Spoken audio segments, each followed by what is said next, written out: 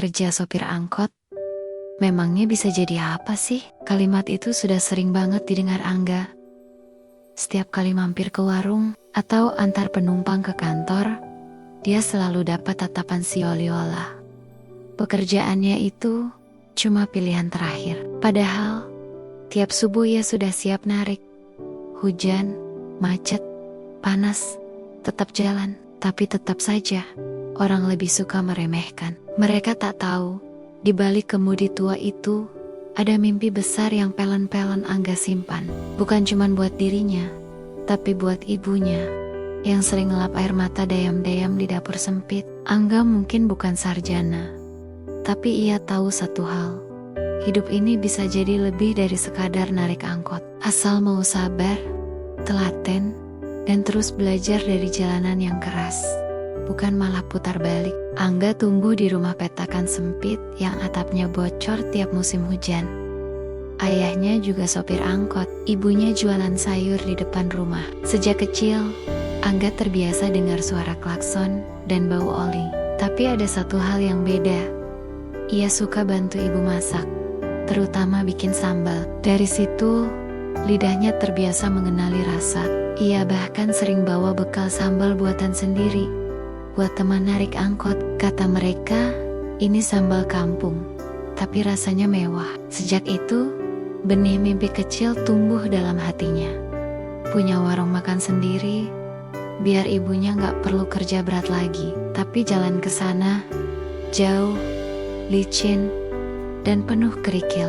Dan tetap, ia tempuh dengan senyum dan harapan. Satu hari, Angga coba bawa sambal buat penumpangnya. Iseng aja.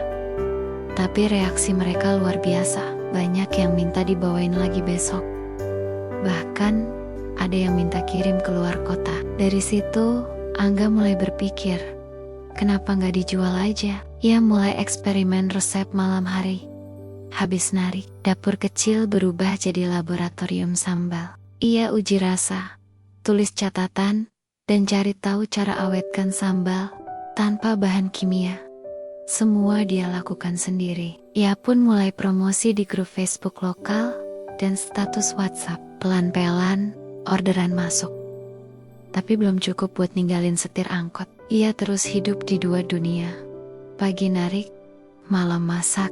Ketika Angga cerita soal bisnis sambalnya ke temannya sesama sopir, beberapa malah ketawa.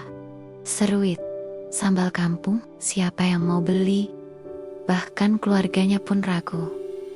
Tapi Angga jalan terus. Ia kirim tester ke beberapa food blogger kecil, DM banyak akun kuliner lokal, sampai akhirnya satu video review viral. Sambal seruit Angga mulai dikenal. Dalam seminggu, orderan meledak, tapi semua dilakukan dari rumah, tanpa pegawai. Ia kerja sampai larut, bungkus satu-satu, antar sendiri naik motor.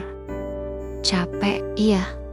Tapi lebih capek kalau hidup gak berubah. Dan ia tahu, setiap bungkus sambal adalah bukti bahwa mimpinya bukan lelucon. Satu malam, seorang influencer kuliner dengan jutaan followers repost video sambal Angga dalam 2 jam. WhatsApp-nya penuh, websitenya down. Ia panik, tapi juga haru. Orderan dari luar kota, bahkan dari luar negeri, masuk. Dalam waktu singkat, ia rekrut tetangga buat bantu produksi. Ibunya menangis peluk Angga. Akhirnya nak, itu titik balik. Dari dapur sempit, Angga pindah ke dapur produksi kecil. Ia tinggalkan angkot, fokus penuh pada sambal seruit. Hari itu, ia bukan lagi sopir, tapi pengusaha. Pengusaha yang dibangun dari dapur, dari rasa, dari doa panjang di atas jok angkot. Setelah 6 bulan jualan online, Angga buka rumah sambal seruit di pinggir jalan Tangerang. Menunya sederhana, nasi hangat, lauk rumahan, dan sambal khas. Tapi pengunjung selalu ramai. Orang datang bukan cuma karena rasa, tapi karena cerita. Cerita tentang sopir angkot yang tak malu memulai dari nol. Rumah makannya gak besar, tapi penuh harapan. Kini, Angga punya 50 karyawan, sebagian besar dari keluarga sederhana. Ia percaya, Bisnis harus tumbuh bareng orang-orang yang dulu juga berjuang seperti dia. Di dinding warungnya, tergantung foto angkot tua pengingat dari mana semuanya bermula. Di satu sudut dapur rumah makan itu, ada kursi kecil. Di sana, ibunya Angga duduk, kadang bantu iris bawang, atau sekadar menyapa tamu. Dulu, tangan itu yang memeras keringat demi Angga sekolah. Kini, Angga ingin kedua tangannya jadi alas buat ibunya istirahat. Tanpa ibu, saya gak akan ngerti rasa hidup, katanya. Baginya, semua ini bukan soal omzet, tapi soal janji anak sopir yang ingin bahagiakan orang tua dengan cara yang sederhana, tapi tulus. Dan itu lebih dari cukup. Kini ibunya dipanggil Mak Seruit oleh pelanggan setia. Angga sekarang sering diundang jadi pembicara UMKM. Tapi ia selalu bawa satu hal ke panggung. Seragam sopir angkotnya. Ini bukan simbol rendah, tapi simbol awal, katanya. Ia ingin semua orang tahu, gak masalah kalau kamu mulai dari bawah. Yang penting, kamu punya tujuan. Sambal bisa dari kampung, tapi kalau dikelola sungguh-sungguh, bisa jadi bisnis kelas dunia. Angga bahkan sedang siapkan ekspor perdana ke Malaysia. Dulu ditertawakan, kini ditiru.